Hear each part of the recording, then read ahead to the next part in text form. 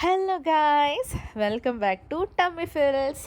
അപ്പോൾ ഇന്ന് നമ്മളിവിടെ ഉണ്ടാക്കാൻ പോകുന്നത് ഒരു മലബാർ സ്പെഷ്യലായിട്ടുള്ളൊരു ഈവനിങ് സ്നാക്കാണ് നമ്മളിന്ന് ഉണ്ടാക്കാൻ പോകുന്നത്. അതെ, നമ്മളിന്ന് ഉണ്ടാക്കാൻ പോകുന്ന ഒരു കിളിക്കൂടാണ്. കാടമുട്ട വെച്ചിട്ട് നമുക്ക് അതിരുചിയിൽ ഒരു കിളിക്കൂട് ഉണ്ടാക്കിയെടുക്കാം. ഇനിയിപ്പോൾ അതെങ്ങനെയാണ് ഉണ്ടാക്കുന്നത് നമുക്ക് നോക്കിയാലോ. അപ്പോൾ ആദ്യം തന്നെ നമ്മളൊരു ചീനച്ചട്ടി വെച്ചു. അതൊന്ന് ചൂടായി വരുമ്പോഴത്തേക്കും കുറച്ച് എണ്ണ ഒഴിച്ചിട്ട് എണ്ണയും കൂടി ഒന്ന് ചൂടായി വരുമ്പോൾ നമ്മളതിലേക്ക് ഒരു സവോള ഒരു വലിയ സവോള നമ്മൾ ചെറുതായിട്ട് അരിഞ്ഞത് അത് ചേർത്ത് കൊടുക്കാം. അതൊന്ന് ചെറുതായിട്ടൊന്ന് വാടി വരുമ്പോഴത്തേനും ഉപ്പൊഴിച്ചാട്ടോ നമ്മളിട്ടത്. ഒന്ന് പെട്ടെന്ന് വാടി വരാൻ വേണ്ടിയിട്ട് ഉപ്പൊഴിച്ച് നമ്മളൊന്ന് വാടാൻ വെച്ചിട്ട് അതിലേക്ക് നമ്മൾ എന്നിട്ടൊരു ഇഞ്ചിയും വെളുത്തുള്ളിയും, ഒരു സ്പൂൺ ഇഞ്ചിയും വെളുത്തുള്ളിയും പേസ്റ്റ് നമ്മൾ ചേർത്തിട്ടുണ്ട്. ഒന്ന് പച്ചമണം മാറി വരുമ്പോഴത്തേക്കും നമ്മളതിലേക്ക് പൊടികൾ ചേർത്ത് കൊടുക്കുന്നുണ്ട്. ഒരു സ്പൂൺ മുളക് പൊടി, അര സ്പൂൺ മഞ്ഞൾപ്പൊടി, ഒരു സ്പൂൺ കുരുമുളക് പൊടിയും, ഒരു അര സ്പൂൺ ഗരം മസാലയും നമ്മൾ ചേർത്തിട്ടുണ്ട്. അതെല്ലാം കൂടെ ഒന്ന് നന്നായിട്ടൊന്ന് യോജിപ്പിച്ചൊന്ന് പച്ചമണം മാറി കഴിയുമ്പോഴത്തേനും നമുക്കതിലേക്ക് 1.5 പൊട്ടറ്റോ നമ്മൾ നന്നായിട്ട് വേവിച്ചെടുത്തത് ഉടച്ചിട്ട് നമ്മളിതിലേക്ക് ചേർത്ത് കൊടുക്കുന്നുണ്ട്. അത് നമുക്ക് ആ മസാലയിലിട്ട് നല്ലോണം ഒന്ന് യോജിപ്പിച്ചിട്ടെടുത്തിട്ട് അതിലേക്ക് നമ്മൾ മിൻറ്റ് ലീഫും കറിവേപ്പിലയും കൂടെ ചെറുതായി അരിഞ്ഞത് ചേർത്ത് കൊടുക്കുന്നുണ്ട്. ഈ മിൻറ്റ് ലീഫ് ഇടുന്നത് മസാലയ്ക്ക് ഒരു പ്രത്യേക രുചി ഉണ്ടാക്കും കേട്ടോ. ഞാൻ എപ്പോഴും ശ്രദ്ധിച്ചിട്ടുള്ളതാണ്, നമ്മൾ മസാലയ്ക്കകത്ത് മിൻറ്റ് ലീഫ് ചേർക്കുമ്പോൾ ഒരു പ്രത്യേക രുചിയാണ്.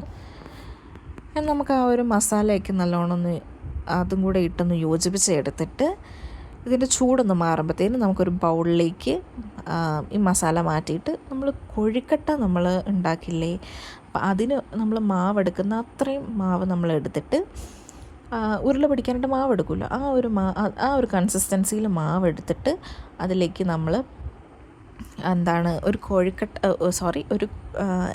കാടമുട്ട വെക്കുകയാണ്.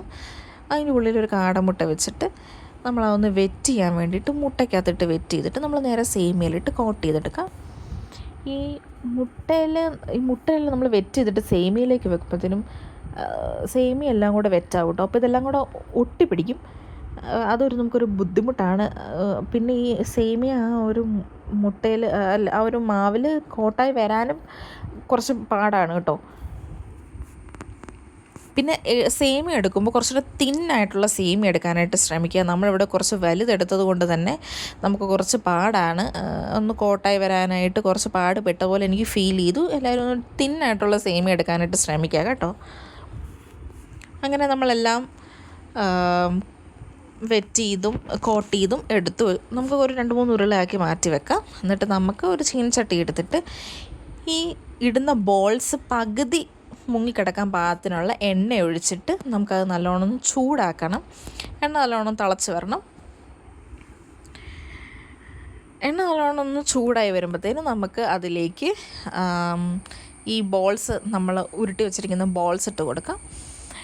നമ്മൾ ഹൈ ഫ്ലെയിമിൽ ഇടാനായിട്ട് ശ്രദ്ധിക്കണം കേട്ടോ. എപ്പോഴും നമ്മൾ high to medium to high ഫ്ലെയിമിൽ നടുവിലായിട്ട് നമ്മളെപ്പോഴും വെക്കുന്നതായിരിക്കും നല്ലത്. എന്താണെന്ന് വെച്ച് കഴിഞ്ഞാൽ നമ്മൾ ഈ ബോൾസ് ഇടാൻ നേരം ഫ്ലെയിം കുറച്ചാണ് വെച്ച്, അപ്പോഴത്തേനും ഈ ബോൾസ് പൊട്ടിപ്പോയി മസാല എല്ലാം എണ്ണയ്ക്കകത്ത് വീണു. ആ എണ്ണയൊക്കെ അരിച്ച് മാറ്റാൻ കുറേ താമസം എടുത്തു. പിന്നെ ഈ ഓൾറെഡി നമ്മളിത് ഇടുമ്പോഴത്തേനും സേമിയ കുറേയൊക്കെ ആ എണ്ണയ്ക്കകത്ത് പോകും കേട്ടോ. അങ്ങനെ നമ്മൾ വറുത്ത് പോരുതാ എടുത്തിരിക്കുകയാണ്. അപ്പോൾ എല്ലാവരും ട്രൈ ചെയ്ത് നോക്കിയിട്ട് അഭിപ്രായങ്ങൾ രേഖപ്പെടുത്തുക. And thank you for watching.